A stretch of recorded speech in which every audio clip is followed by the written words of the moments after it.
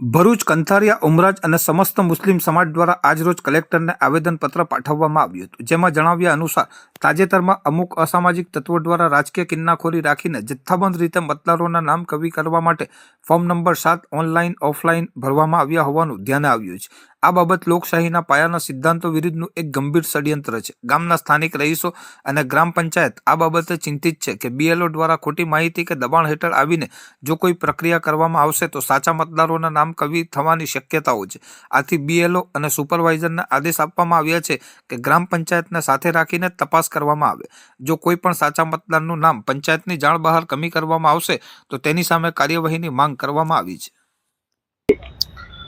आज रोज तारीख 31/1/2026 शनिवार रोज उमराज गाम कंठारिया गामना गामजनों तथा समस्त भरूच जिल्ला मुस्लिम समाजना लोको द्वारा भरूचना जिल्ला कलेक्टर श्री गौरंग मकवाणा साहेबना मार्फते देशना मुख्य चूंटणी अधिकारी श्री न्यू दिल्ही राष्ट्रपति Draupadi Murmu chief justice of supreme court गुजरातना चूंटणी अधिकारी श्री अने मुख्यमंत्री ने एक अपील करवा आवेला छे के छेल्ला एसआईआर कामगीरी दरमियान आखा समग्र गुजरात राज्य में अने भरूच जिल्ला में मतदार यादी सुधारा कार्यक्रम चाल्यो।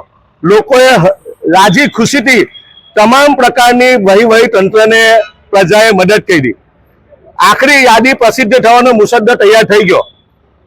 ते समये समग्र गुजरात राज्य में भरूच जिल्ला में एक ज कोमने टार्गेट करीने खास करीने मुस्लिम समाजना अंदाजित लाखों संख्या में गुजरात राज्य में फॉर्म नंबर 7 ना खोटा फॉर्मो वांधाओ रजू करवामां आव्या।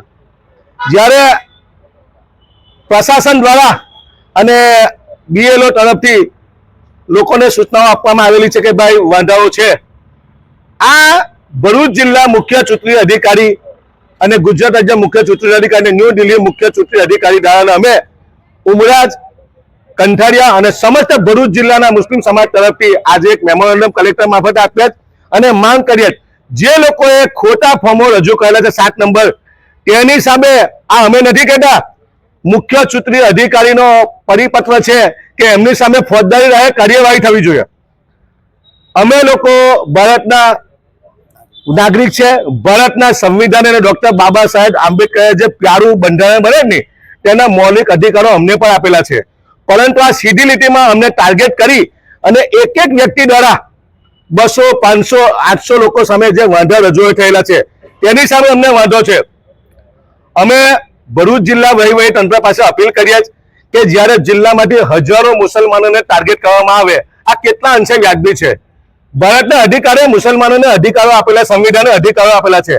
आ तो जो तमे अमारा संविधानने जे आपेलो हक छीनवવાની कोशिश થઈ રહેલી છે ने आ जवाबदारी भरूच जिल्ला मुख्य चूंटणी अधिकारी અને जिल्ला गुजरात राज्य मुख्य चूंटणी अधिकारी छे के अमारा मतोनुं रक्षण थाय, बंधारणीय अमारा हक्को जळवाय। बीएलओ ए घरे घरे तपास करीने अमे साचा मतदारो छे एवा अमे डॉक्युमेंट आपेला छे अने ए डॉक्युमेंट आपवा होवा छतां त्यार पछी जो अमारा मतोनुं रक्षण न थतुं होय एटले आजे अमे भरूच जिल्ला प्रशासन पासे न्यायनी अपेक्षा लईने आवेला छे અને આજે એક ને હજારોની સંખ્યામાં મુસલમાનોની દ્વારા અન્યાય થયો છે। આ અન્યાય સાખી લેવામાં નહીં આવે।